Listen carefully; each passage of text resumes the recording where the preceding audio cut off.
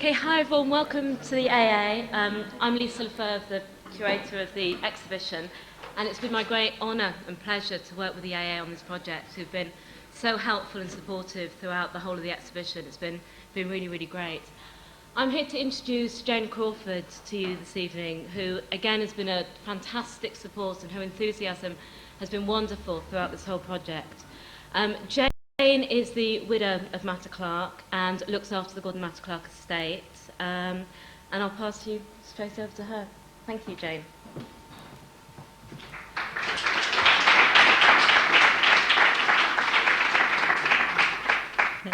Well, I thank everyone for coming tonight, and I wanted to thank Moishin for inviting me, and to Cliff Steenberg and Sarah Wolf for all of the work that they've done. I also especially want to thank students for coming, and Lisa Lefebvre for the beautiful, beautiful exhibition that she's done, not only here but in Glasgow, Scotland. And I think she adapted the show beautifully to fit the space here. And after the talk, if people are interested in Gordon's work further, I'd highly like to recommend the book that Lisa has done with James Attlee, who has written a wonderful text, just brilliant. And Lisa's descriptions of the various projects is sublime. So I hope you will at least take a look at the catalog that does go with the show. As a widow, I don't get into art historical criticism, or I'll let James do that, or actually you students can probably do that better than I can. What I will do is really focus on the history. As we know, history is his story, the story of the teller, so I'll give you my version. I try to do a little bit of correction every now and then, just to be sure things don't stray too much with the storytelling. Anyway, Gordon was born, let's see, we have, there, no? There. He was born one of two twins, with a brother, Sebastian, to an American mother, Anne Clark, and surrealist father, Roberto Matta. And Matta was one of the youngest of the surrealists. Gordon was born in New York City when many of the surrealists had left Europe in exile, actually, during World War II. So he was amongst aliens. And here he is with a Giacometti, which I think he went around calling Dada for years. Matta was an interesting painter. Actually, he just died recently, but he also had studied architecture and was very interested in space. And if you look at his paintings, you'll notice he was very adept at rendering three-dimensional space in his paintings, something that his son had. Gordon was in an unusual world. It was multicultural and multilingual. He was around adults who played, basically, and while they were playing, they made really cool objects, paintings and sculptures, and they had fun doing it and were very naughty, and they got money for being that way. So those were his role models. This is Matta, and Gordon is on your right, and his brother Sebastian. Matta left his mother pretty much about the time he found out he was going to be a father. He didn't like that kind of responsibility. So Gordon was left with his mother and brother living in New York City, and Matta eventually, I think in about 1947, went back to Europe. And Gordon didn't see very much of his father. when he was later became a teenager and went into college, he saw Matta occasionally during summers. He would spend summer vacation with him. Gordon went to college at Cornell University and studied architecture, as his father had, and became dissatisfied with the architect's situation, which is a dependency on the affluent necessarily in order to put up the buildings. And Gordon was a product of the 60s and all the idealism that entailed. At the time, in New York City, there were a lot of homeless people. It was an era where young people challenged all of the institutions. Most everyone was against the war in Vietnam, and Gordon particularly was very angry at social injustice. This was something that most students in America were sort of struggling through. Gordon actually was I believe he was head of the SDS, the Students for a Democratic Society in New York at Cornell University. His life changed when Willoughby Sharp organized an earth art exhibition at Cornell University, and Gordon had the opportunity to meet many of the great artists who were working on site-specific pieces. This is a project Dennis Oppenheim was creating on a lake right near Cornell University. I believe it was a timeline. And it's quite funny, in some of the photos you'll see Dennis safely in the back with Gordon out on the edge of the ice. There he is, always the daredevil. Gordon had a tremendous amount of energy, so he assisted all of the artists there, it seems like, including Michael Heiser and Jan Dibbets and Robert Smithson, who was really to have a profound influence on him. While Gordon was there, he had actually been kind of raised at the knee of Marcel Duchamp, who was his godfather. And when Duchamp died in 1968, Gordon had announced that he would be holding a memorial for the school in Duchamp's honor. And he found a room that was a square room, 2 stories. The second story had a balcony, and he had one of his friends stand up there dressed looking like Rose de la Vie and reading poetry, and people came to the memorial and thought, well, that was it. At the same time, on the ground floor, he had an inflatable pillow-like contraption that he was inflating with actually vacuum cleaner vacuum cleaners reverse, so that it would inflate this rubber thing that would flop open, growing ever bigger and bigger, and finally it began pushing people out the doors, and when no one else could fit in the room, then the memorial was over. He did several pieces at Cornell. Another piece was this piece, if you notice, right up there, there's a little rope bridge which crosses this very deep gorge. Gordon thought, well, what a perfect opportunity for people who wanted to have a little peace and quiet to go out on this bridge and sit out over the gorge. I don't know how many people actually did that, but I imagine he did it. Gordon was interested in inhabiting spaces that were empty, that other people didn't actually think of occupying. I don't think anyone's thought about occupying that particular space since. When he graduated from college, he moved to New York and immediately called up his new best friends, who all had been in the Earth Art show at Cornell, and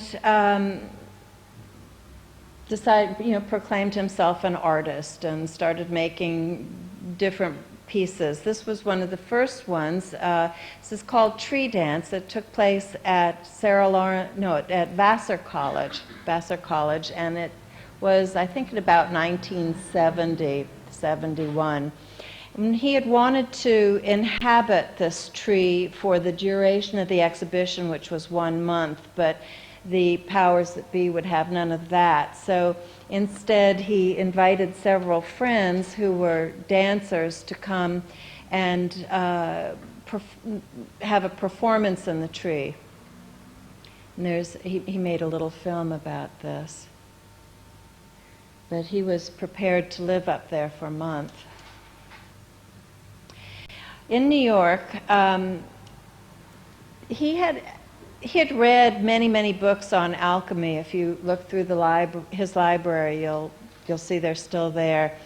And I think he really had kind of a classical approach towards art, the artist as alchemist, turning what no one else thought of as having any value, a sow's ear, into something gold.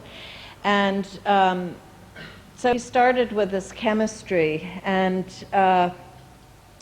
began cooking, boiling things away. People who were invited over to dinner at that period told me they went there with some trepidation, not knowing if what was cooking, bubbling away in these pots was dinner or not. Sometimes it was. This was agar, and he would include various other materials, including leftovers and whatever he had on hand that he could throw in there. The result was an exhibition which was done at Bykirk in 1970 and is a little bit reminiscent. You can see, if you use your imagination, the Peggy Guggenheim's Art of the Century and the threads Marcel Duchamp put around the gallery. I don't know if Gordon was thinking of that or not. Having had such a success with the agar pieces, he decided to open a restaurant with his friend Carol Gooden.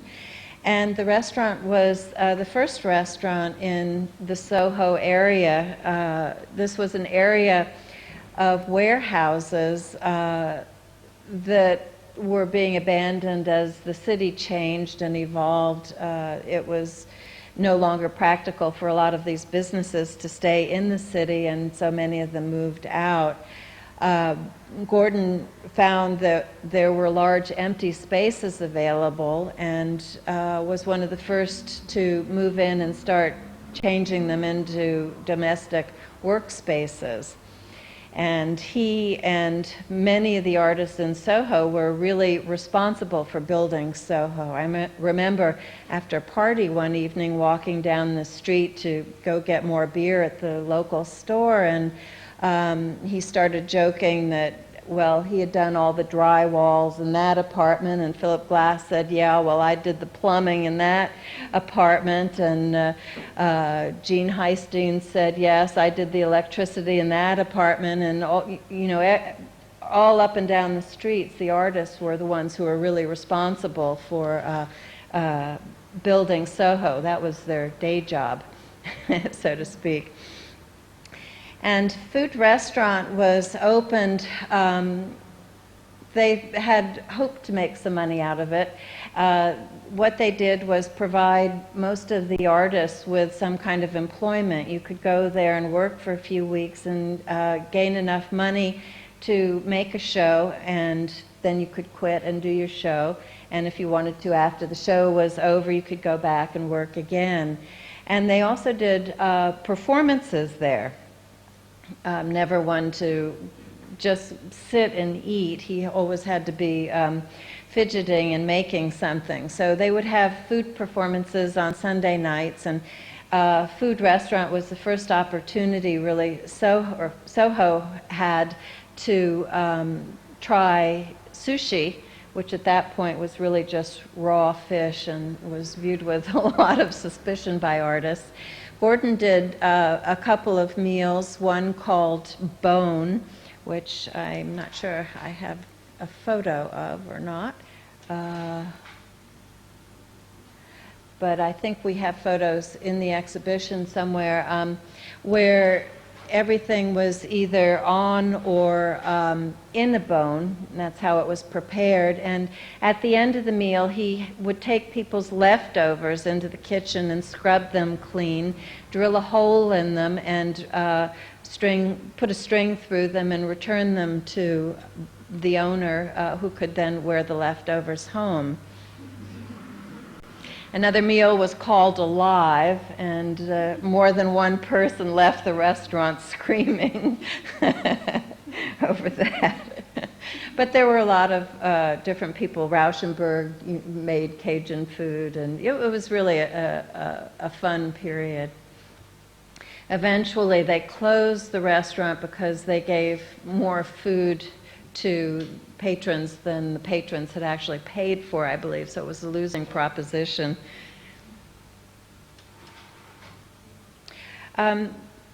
Gordon had been invited, actually, Alana Heiss was a good friend of his. She now runs PS1 in New York City, which is part of the Museum of Modern Art. But one of her first art projects was she organized an art event under the Brooklyn Bridge, which was really a dumping ground. It was a garbage site. There were a lot of old cars and all kinds of things dumped there. And Gordon assisted her in trying to organize this, but he was really profoundly affected by this gentleman who was living there. And you can see he's constructed a kind of interesting house out of old boxes, and he has his laundry area there, and it looks like could be something he could crawl into on the right in here possibly. And the can would be for cooking, and the only problem was, should it rain, it wasn't waterproof. But New York had many, many homeless in the early 70s. It was really horrible. It was a period where a lot of buildings had been abandoned, and we weren't reconstructing them, reclaiming them at that point. They were just either razed or left abandoned in a state of disrepair. And Gordon, being a young artist, was really a nickel away from being in a similar state of homelessness. So he thought, well, he had this degree for architecture from Cornell University.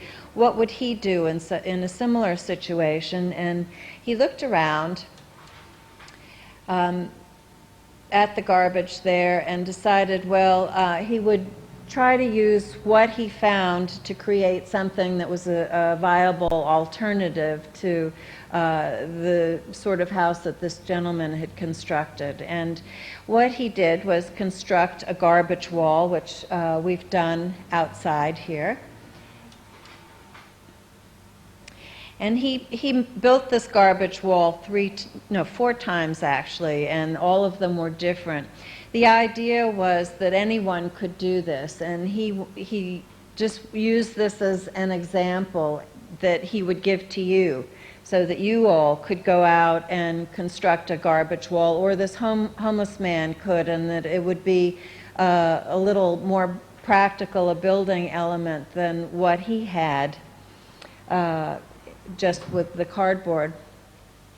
He did this several times. Sometimes he used concrete, sometimes just, in this case, chicken wire that he had found.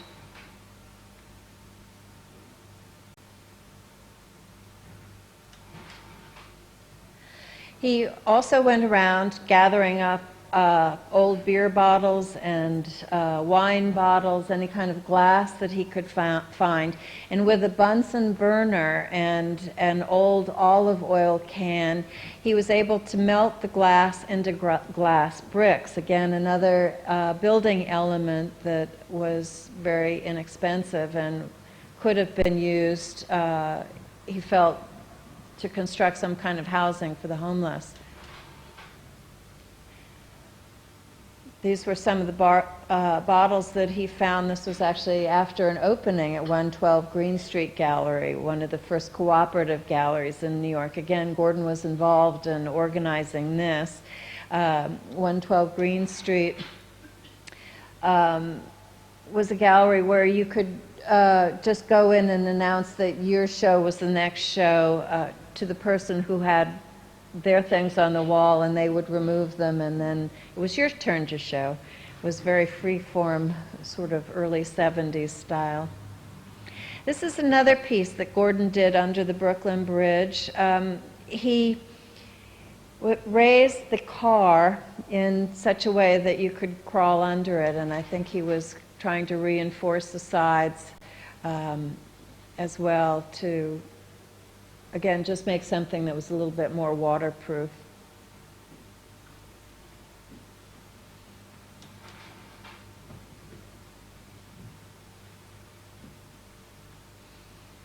This is a project called Jack's. I don't think he was very happy with it, which was why he ended up making the garbage wall and the glass bricks as well.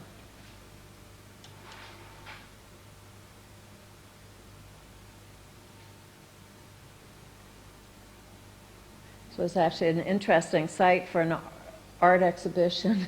There was a concert there by Philip Glass, and let's see, Mark DeSuvero was in the show. You know, a lot of really interesting artists.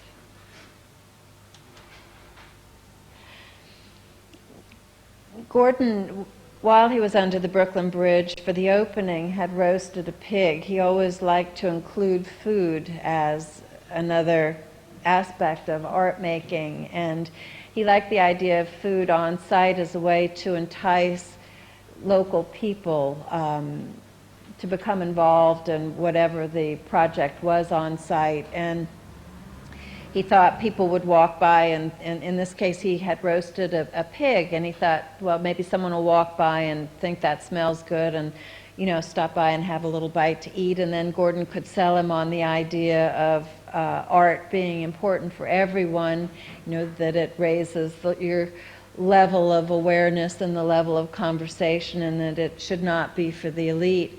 This was the period in art history where there was an out-of-the-institution movement, where artists were trying to bring art out of the museums and that idea of elitism and into the streets where the man on the street could appreciate it. Gordon was just thrilled when people started making graffiti on subway trains and walls. He thought, oh, finally the people are speaking. And he photographed the graffiti pieces and hand-colored them, and he was really just thrilled with this movement in art. And Gordon had been born and had grown up in a part of New York City called Greenwich Village, which annually had its Greenwich Village Art Fair. And this was when all the Sunday painters came out with their velvet paintings and the wire chickens. And he went to the board there and asked if he could please exhibit his works as well. And they looked at the graffiti photos and said, you know, they thought he had some promise, but he really needed to work a little harder and to perhaps come back in a year or two, and then, you know, they might accept him into the fair. So Gordon set up a salon de refus across the street.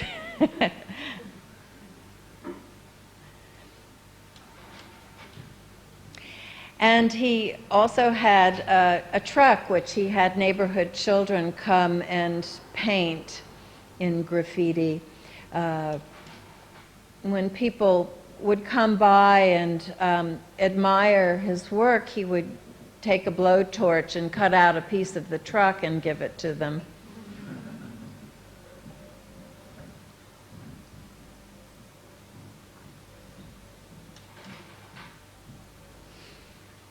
And this is one of the remnants that is left.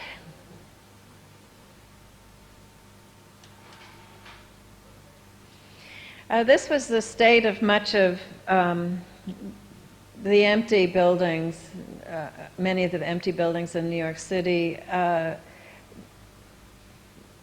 They were a wonderful resource, but New York hadn't really thought of that idea as yet. They just thought, well, they're ruined and there's nothing that can be done. Gordon went in and he started making cuttings. He realized that when a building is first built, it's constructed with a lot of enthusiasm and high hopes that the building will fulfill a function in the neighborhood and will fulfill the needs of the person inhabiting the building. And of course, as the neighborhood ages and the building ages, the needs change, and often the building can no longer fulfill those requirements any longer, and so it starts to die. And one of Gordon's heroes, Robert Smithson, wrote a lot about entropy, and Gordon lived with it and saw it in this city that he loved so much, and he thought these buildings were very, very beautiful.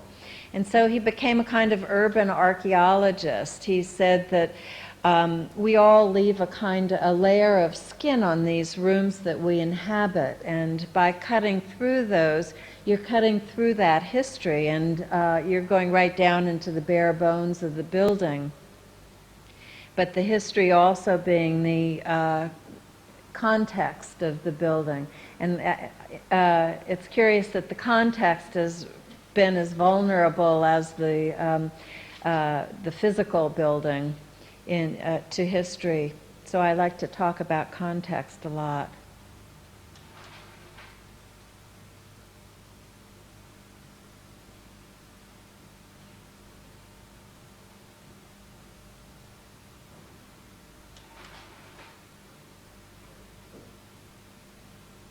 This is called Double Doors. Again, it's kind of an homage to Duchamp.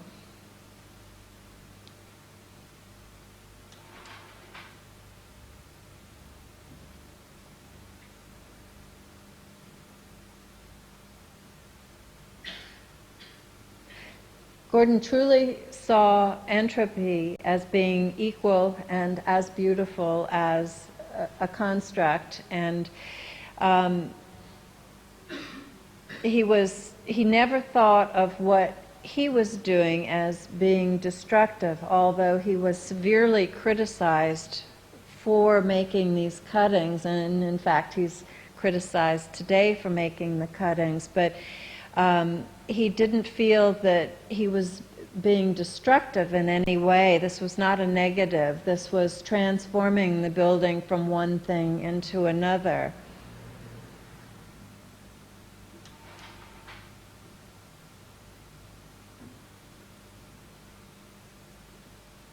These photos are all his photos, by the way. This is what inspired me to begin talking, so that I could share the photos that he had made. So what we have left now, all of the buildings have been razed. There are no more buildings. All we have left are the fragments. And the fragments, while being very strong within the house, once they're removed, become very fragile. And of course, as you look at them closely, you start noticing things you're not supposed to notice, that one doesn't ordinarily notice, like how many layers of linoleum there might be, or that someone perhaps didn't remove the old roof before putting the new roof on. And they become very vulnerable and very sympathetic. This is another piece he did again, pursuing the dream of becoming a property owner.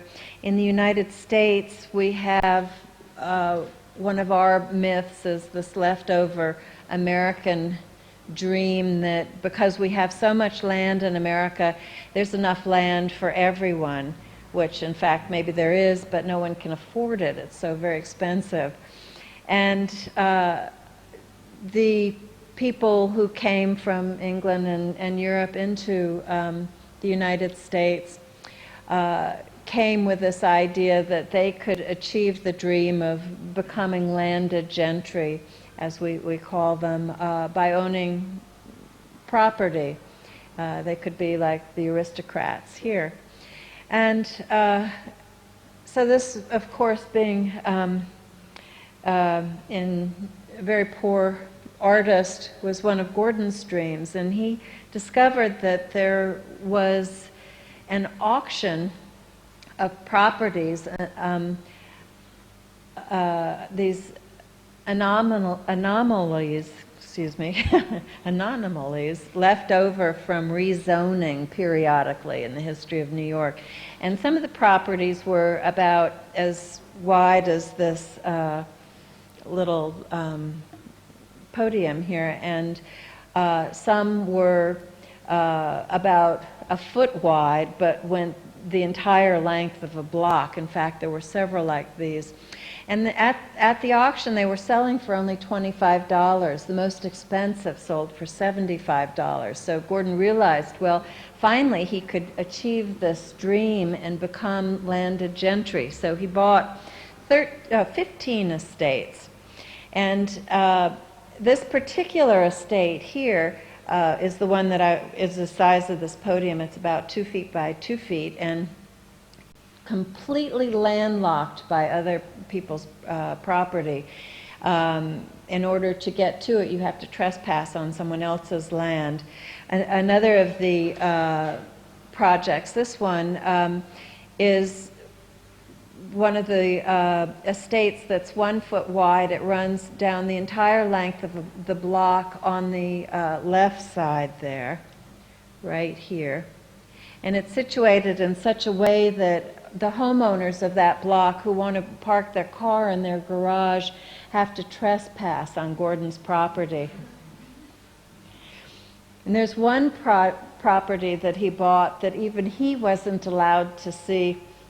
It was between 3 or 4 buildings, and the only way to see it was to go onto the roof of the buildings, and the building owners wouldn't allow him to do that. So he bought this property, which he never actually saw.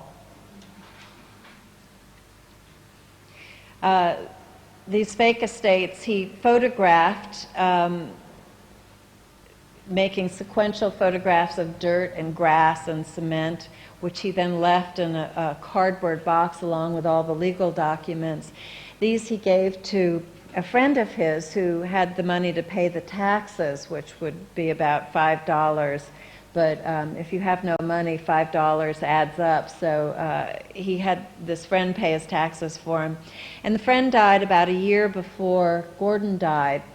But he asked that these properties be returned to Gordon. And I received them about a year after Gordon died, and was asked by curator Corinne Dizeran in 1984 to please assemble them in some kind of order to figure out what they were. So it took months and months of piecing together photographs overlapping similar pieces of grass. You can imagine what a project this was.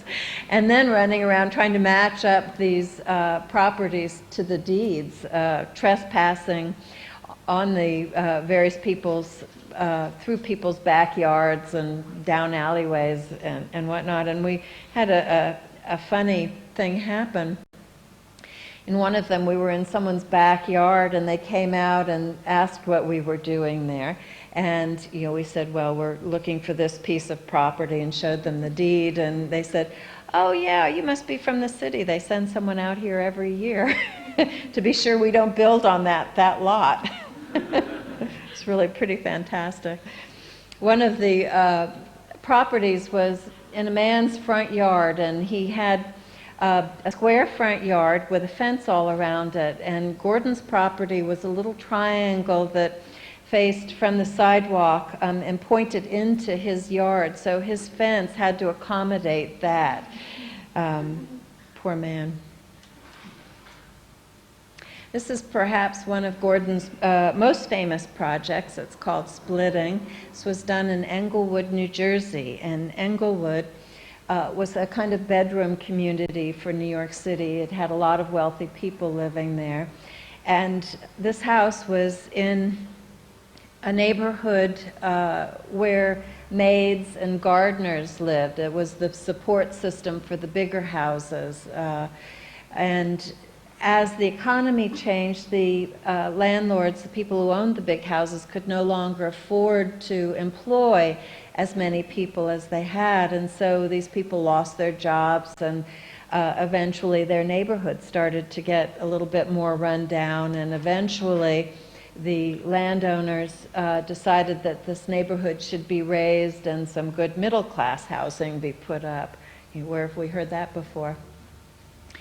So Gordon was given this building. Horace and Holly Solomon, his art dealers at the time, had invested in some of this property and allowed him to cut up one of their houses. And what he did was he cut the house completely in half, and then he lowered one side of the house and the foundation, creating this wedge of light that bisected the house. And it not only bisected the house so that the house became more fragile, it brought in all kinds of light and air into areas that had not been exposed to light and air before. And I think it also represents the neighborhood being split from the rest of the community. It's very interesting going into one of Gordon's houses, and in fact, any of the earth art or site-specific projects, you'll notice they're very inconvenient, so that if you commit to going to one of these sites, the artist pretty much has you where they want you. And in Gordon's case, he had a lot of people willing to chance walking into his house and walking around. And the houses, once they've been cut open, were no longer as safe feeling inside. They're much more vulnerable, and you really had to confront your relationship with the art and the artist, whether you trust that artist enough, in many cases with your life, and in some of those later pieces, if you trusted him to really walk around a building that had been cut in half or which had large sections removed from it. And as you were more vulnerable and more afraid, you're more receptive to what happened in there. The new spaces that were places that you weren't expecting them, and light, air, rain, and views of other people watching you as you watch them. It makes you much more vulnerable. The house is much more vulnerable, and it becomes then not a house, but really a sculptural experience. Makes you reevaluate everything that you thought about housing.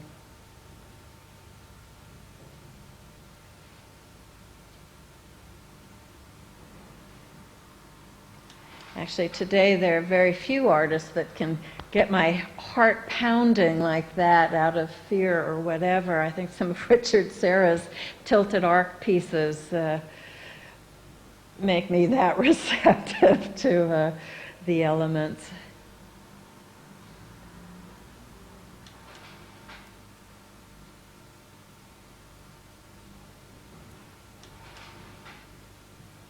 Gordon removed the four corners of the house.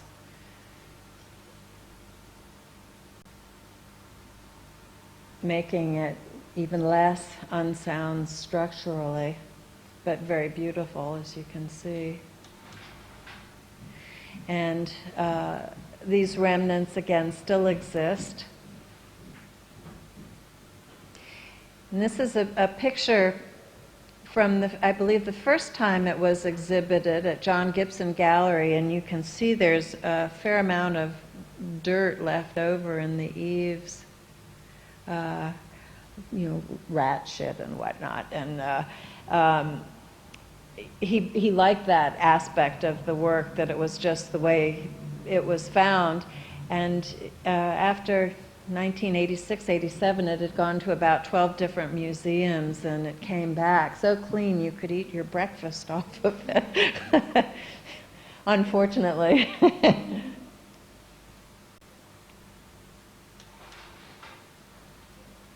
This is one of the drawings Gordon made about that same time.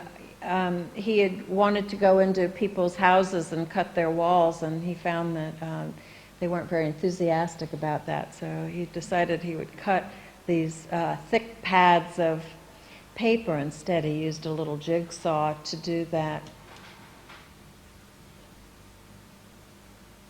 I'm sorry I don't have photographs of this project. It was done in Genoa, and the cuts do echo the cuts he did make in those walls. People actually knew of these cut drawings and knew they were very beautiful, but it was a total shock when we had the drawing retrospective, and his friend saw that he could actually wield a pencil as well as he could wield a chainsaw.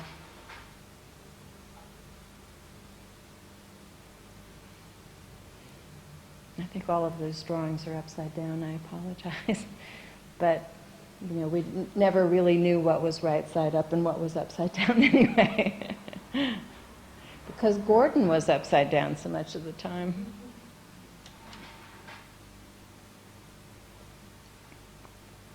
This is a project called Bingo, and it took place in Niagara Falls, New York. And just before this had happened, an enormous scandal had broken out in that area, an area called the Love Canal, which was very close to this little house.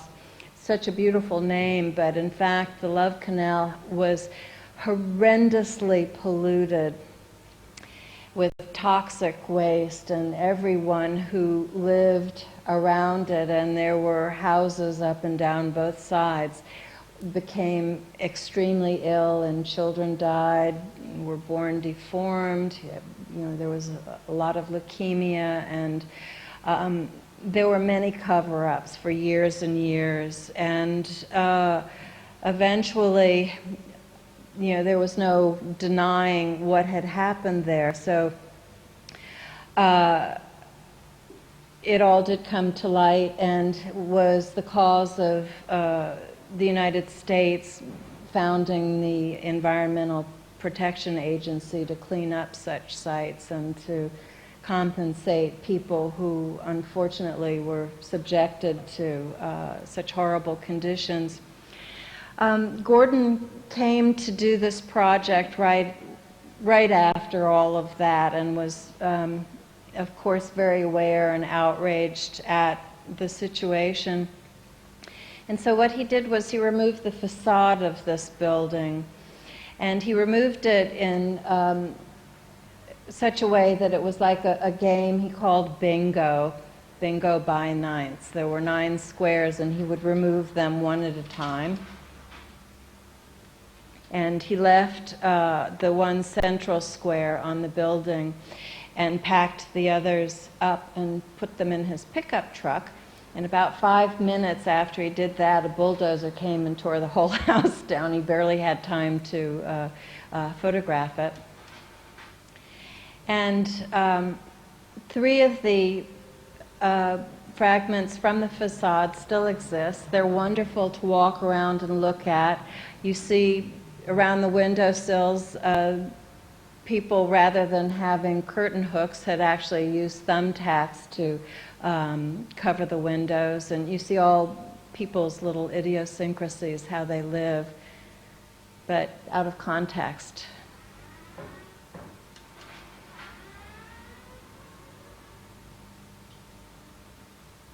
The other three, I didn't put a slide in, but the other three fragments he actually put down a hillside near, just above Niagara Falls, in a kind of displacement piece, I think probably in honor of Mr. Smithson, who had died the year before. This was 1974. This is a fun piece. This was in New York City. It's called Day's End, and this took place in one of the piers along the Hudson River. New York City had been a tremendous shipping port and got most of its money from import-export at one point, and then, of course, the economy has changed over the years, and the piers were abandoned. And Gordon thought it would make a wonderful park. So he went in one summer and every day for about 3 months started cutting. And you can see him up there. In all of these pieces, students actually come and ask, well, what kind of equipment did he have? You know, did he have land movers or, you know, what sort of heavy equipment? And so I do really like to show that this is what he had. He had a block and tackle, and you can see it here. There's 2 of them. And in every single piece, this is what he used, and that was about it. That and a lot of willpower. This piece actually this pier was inhabited by a very rough S&M crowd, and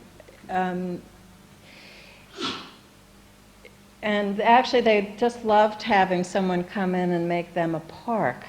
It's called Day's End, and the pier faced west, so that when the sun set and the rest of the city got dark, this piece would actually fill with light, and it was quite beautiful. He cut the pier in half, and I'll show you that. But you can see he really did everything by himself.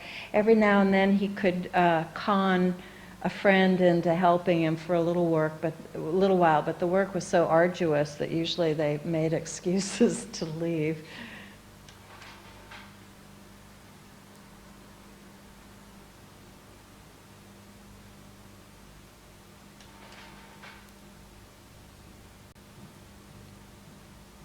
But he cut the pier in half and cut a beautiful sail shape, which we'll see. These logs, the wood the pier had been constructed of, were enormous, you know, like this around. And there was so much debris that he built a wall that you had to climb over in order to get into the pier where the end cut was. And he built you can see here the sail. This is down the middle of the pier. You climbed over this wall of debris on stairs that he had constructed, and then were confronted by this waterway, this little canal to walk over. A lot of people were intimidated by that, but if you cross the water, it was really very beautiful. It's quite a wonderful experience.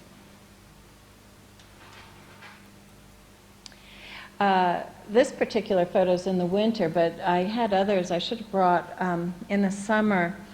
Gordon wanted to get some of these exterior shots, but he didn't know anyone with a boat.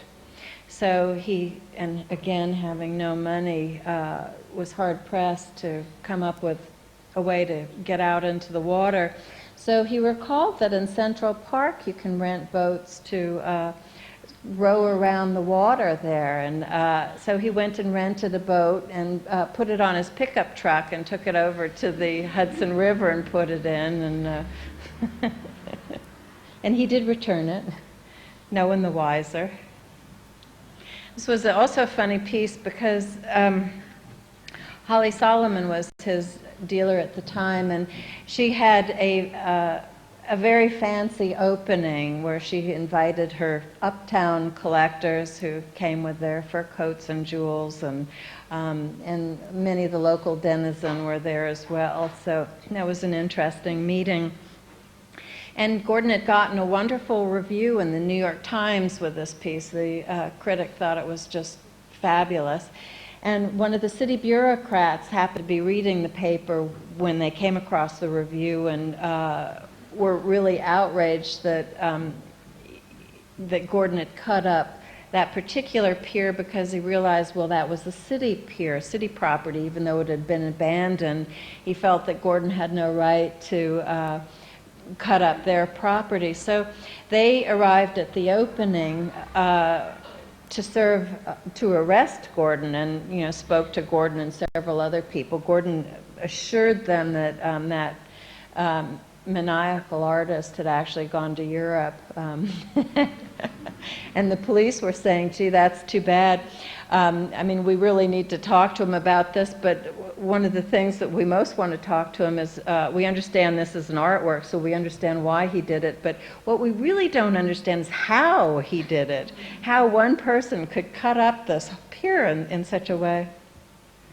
So there was a warrant for his arrest for about a year, and Gordon did go on to his next project in Paris, as a matter of fact. Finally, after a year, New York City went bankrupt, and the warrant was dropped.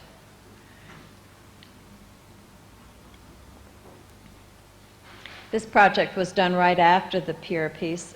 He was invited to participate in the Paris Biennale. That's the Centre Pompidou, the Beaubourg that's being constructed behind these two buildings.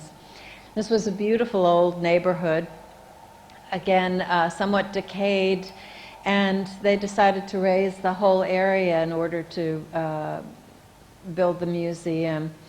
And so they, before destroying these last two buildings, they invited Gordon to make a cutting for the Biennale.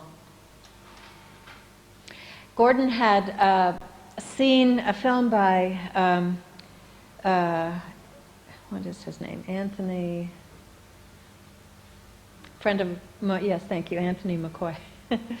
And he had made a wonderful film focusing on the cone of light from a projection, which he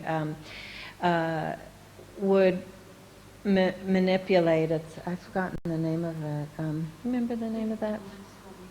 Line describing a cone. Anthony McCall, not McCoy. Anthony McCall, and this so inspired Gordon that he decided he would cut a cone into the building, and it ends up looking rather like a nautilus in the negative because of the way the walls and the floors intersect the cone.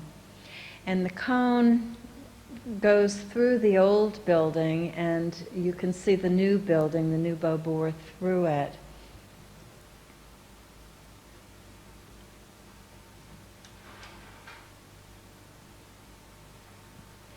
Gordon, I think this was his favorite project because it was open to the street, so people would drive by on their way to work in the morning or home in the evening just to see what he was doing.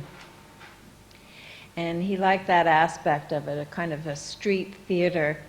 He also very much liked the fact that because there were so many workmen in the neighborhood, he could join them in his little blue overalls. He'd go down with his baguette for lunch and his bottle of wine and sit on the curb and eat with the other workers. He liked that very much.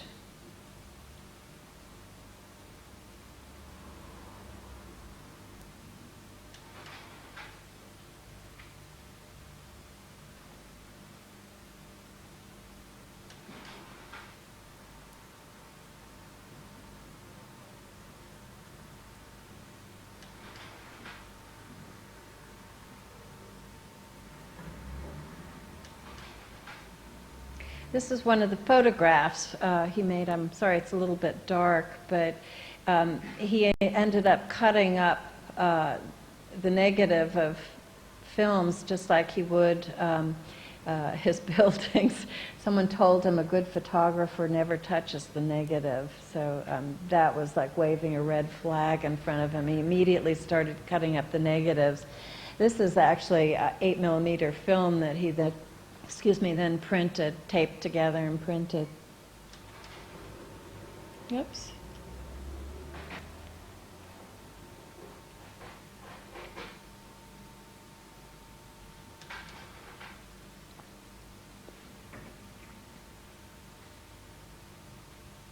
People were horrified by these photographs. They didn't like them at all.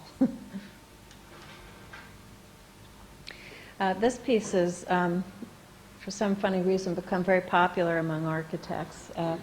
It's called Window Blowout, and Gordon had been invited to participate in the show of, with architects showing a new direction in contemporary architecture. And a lot of the people exhibiting in this exhibition were the young Turks at the time. They were the ones who were challenging the establishment and making a new direction for architecture. And Gordon still was railing against the whole profession, that it was very elitist and excluded the people. You know, I think the people who had invited him to participate in this exhibition didn't really understand what he did. So he went in and saw these beautiful little maquettes that I'm sure you all are making here in school, very delicate little balsa wood and paper, you know, beautiful maquettes. And he, instead of making one of those, decided to go up into the Bronx, and he dragged me along with him into this area that was, you know, was horrific. There were just abandoned buildings and gangs on every block, and you know, one gang hated the other block's gang. So, you know, it was very, survival was tough up there, and the architecture didn't fulfill their needs at all. It didn't offer them the protection that they wanted. You know, it hadn't been renovated. It just was a complete disaster. Gordon took a whole series of photographs up there of these broken windows, and then I believe Holly Solomon had had an opening at a gallery that night, and after the opening we went to the exhibition hall for Gordon to install the photos, and the space was very beautiful with, I think there were 7 windows and beautiful molding around them. And Gordon had installed the photographs between each of the windows, and then he borrowed an air gun from Dennis Oppenheim.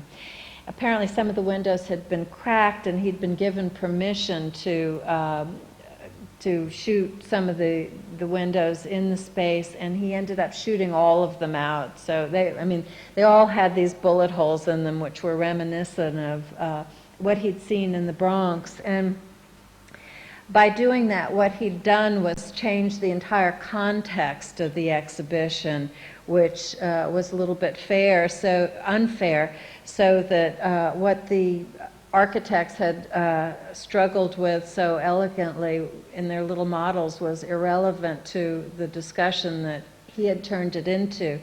And the next morning when or the next day when we arrived in time for the opening, we were met at the doorway with Gordon's photos neatly wrapped up in brown paper and string, and the young man who'd organized the exhibition was blocking our access into the room. He wouldn't let us in, and we were looking around on either side of him and noticed that he had actually somehow replaced every single window in that room, and in New York City, that's a complete impossibility, you know, that could have happened. I think because Philip Johnson had been president of that society, he probably had some pull with a window company. That was quite fantastic. It's a great piece no one saw.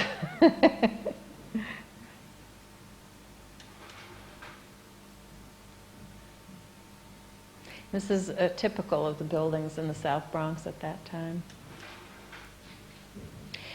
He, in 1977, was invited to Kassel, Germany to do a project for Documenta.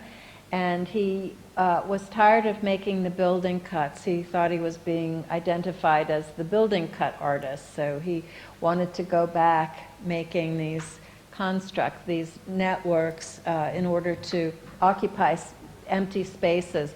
Again, it's the poor artist in search of cheap real estate.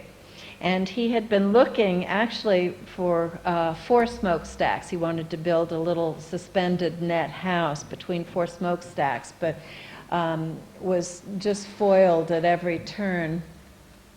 So he ended up with 1 smokestack, and he and I wove this net into a tube. I sent him off that day by himself. I couldn't look at this. He was absolutely fearless, no fear of heights at all.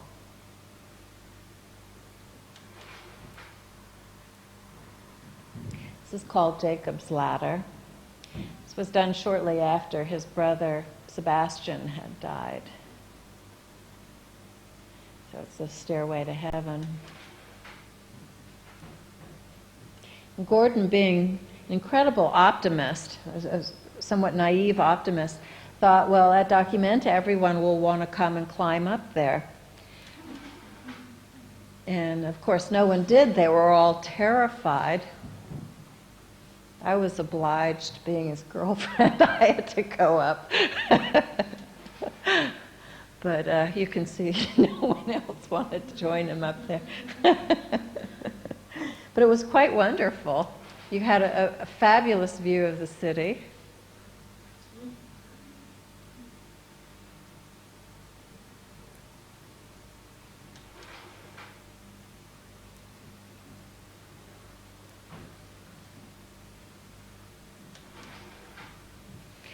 And this was one of his last pieces. This is Office Baroque. It was in Antwerp, Belgium.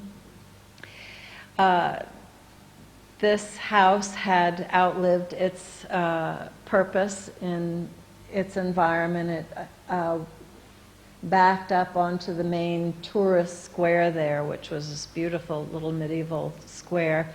The business was had to do with shipping and importing, and the port, Antwerp was a big shipping town. And the business went bankrupt or went broke. So they gave it to Gordon to cut. And actually across the street was another landmark, the Stein Castle. While Gordon was working, we would see about 5 brides a day come and have their picture taken there. It's very funny. And Gordon made 2 circle cuts on the roof, and I think a kind of a smile. And that became a theme, and with theme and variation throughout the 6 floors of the building. Was a Baroque variation, which is where he got the name Office Baroque, or Office Broke, went broke. He played with the titles of his works as his father had with his paintings. I think that's an old surrealist hangover. This was a 6-story office building, and he used the theme of the nautical theme. He made a boat shape, which you can see there. in his cuttings. Anything that got in the way got cut. It's actually thanks to Gordon that I spent the night in jail, the only time I got to spend the night in jail.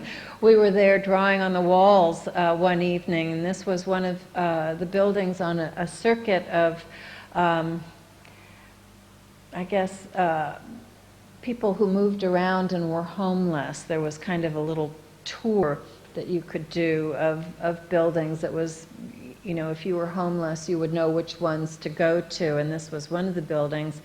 And although he had permission to be in there, the police saw the lights. We were working in the evening and thought, well, we were one of the squatters.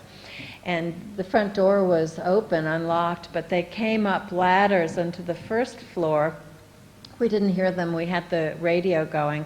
And they surrounded us, you know, with their guns and said we had to come with them. And Gordon leaned in front of me with his pencil to defend me like that. It's very funny. But so we got to spend the night in jail, and then our sponsor for the project, Flora Becks of the ICC, came and bailed us out the next morning. Was very apologetic about what had happened.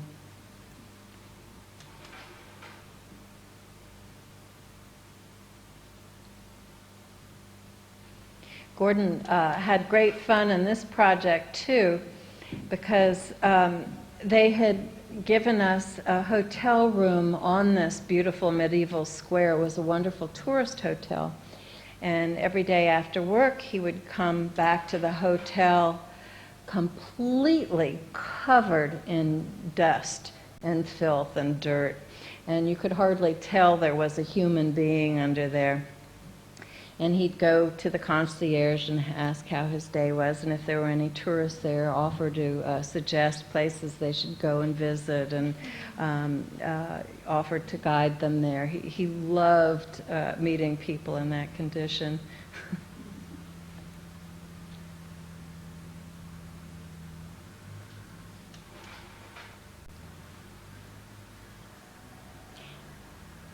And this piece was really wonderful, being so big with 6 floors. You never knew who was looking at you. You would see people walk by on the street and sort of these little mini theatrical events. But you can see you really had to trust that Gordon knew what he was doing as an artist and an architect, and removing these pieces and with you walking around.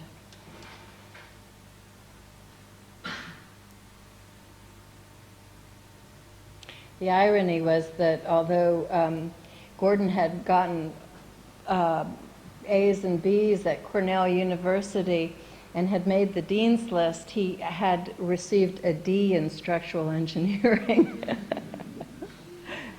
think the professor wasn't creative enough for him. Whoops, this one's sideways, but I guess you can kind of tell. Yep, that one's sideways too. Sorry, I should have checked these.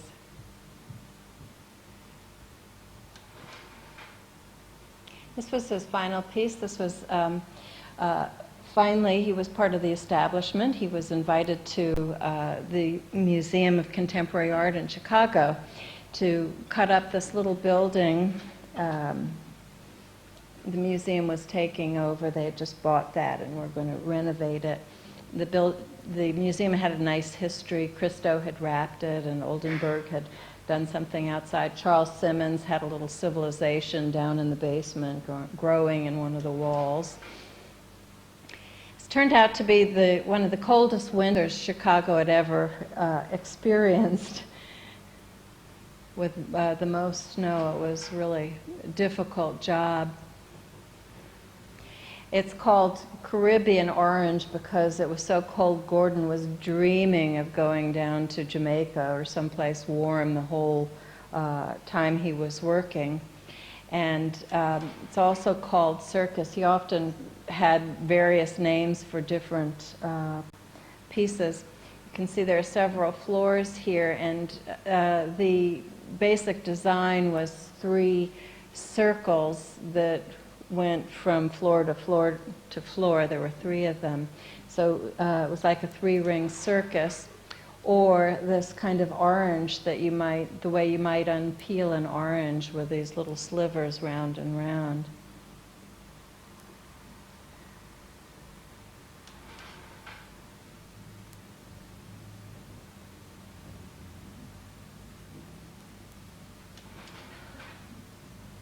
No one was ever injured in one of Gordon's pieces, but right after he completed the cutting, they had invited a friend of ours, Tina Gerard, to come do a performance within the space on the ground floor. And her performance involved a lot of machetes and knives and cooking instruments hanging and lying around on the floor. And Lawrence Weiner had come by to see Gordon's project and Tina's performance, and he whispered to Gordon, could he go up and see the piece while Tina was doing her performance. And so they went up with a flashlight and were looking around, and Lawrence says he was talking to Gordon and noticing that Gordon was getting taller and taller and taller as he was looking at him. And he realized that what was happening is they'd covered over these holes with cardboard. And Lawrence was actually sinking down as the cardboard closed up. He fell right down into Tina's performance piece with the cardboard opening up like this. He felt like the Botticelli Venus in the middle of her performance, and he wasn't injured at all in the middle of all these machetes and sharp instruments.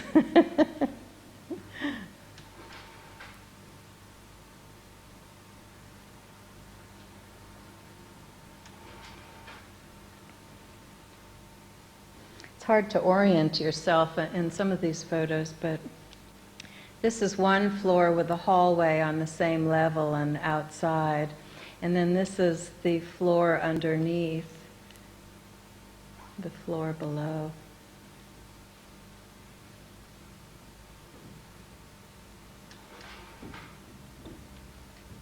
He put a parachute over the cuts in the roof to keep the snow out. Here's a right side up photo.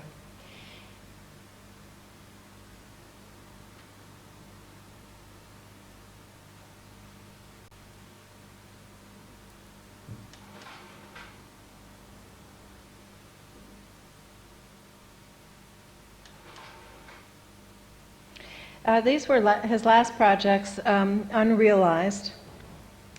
Continuing the idea of finding space that was inexpensive or free for real estate development. He had wanted to construct networks out over streets or above buildings, and to this end he was researching the idea of using inflatables again, which was actually where he'd started back in Cornell. He'd come back to this idea. He'd wanted, we lived on the top floor of a loft on 20th Street in New York City that had a skylight, and he wanted to have the skylight move back and balloons inflate, and then another floor of a studio that so he could have more room.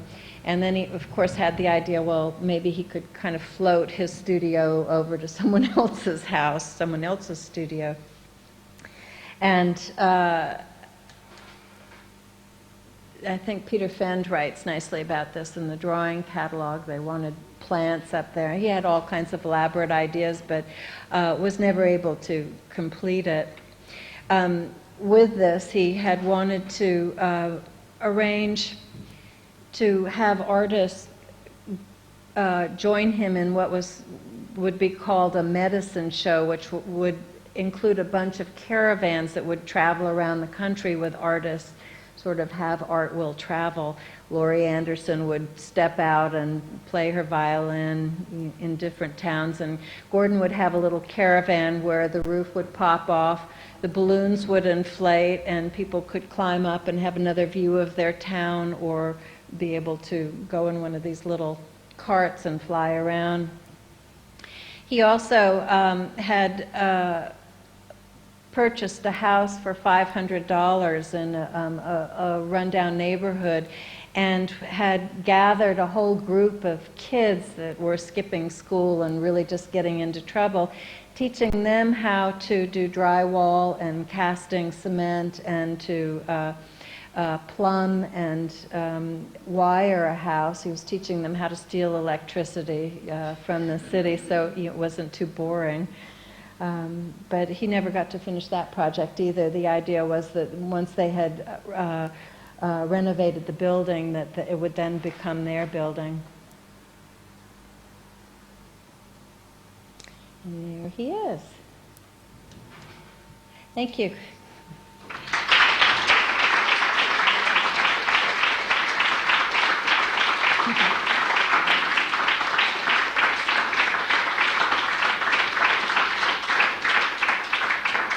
Actually, I neglected to tell you, Gordon died in 1978 from cancer. He had pancreatic cancer, so he put up a good fight, but he didn't make it. If anyone has any questions or any points that they'd like to discuss, any opinions, I love talking to audiences and especially students, although I'm sure you're better versed on architecture than I am.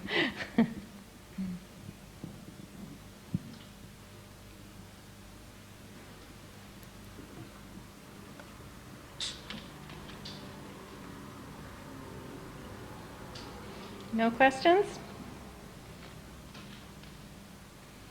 Nope, we're shy today. Okay, thank you very much. I appreciate your coming. Thank you.